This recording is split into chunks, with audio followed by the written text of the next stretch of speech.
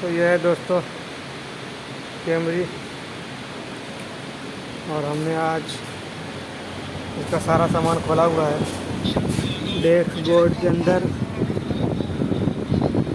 गाड़ी जब चलता था तो पानी का आवाज़ आ रहा था। ये सारा सामान हमने खोल के,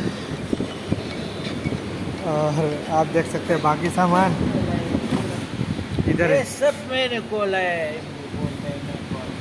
ये सारा सामान इसके अंदर पड़ा हुआ है, और बाकी ये तलाजा, ये तलाजा के अंदर पानी है। सही है, तो अभी हम लोग इसको निकालेंगे, उसके बाद देखते हैं पानी किधर है।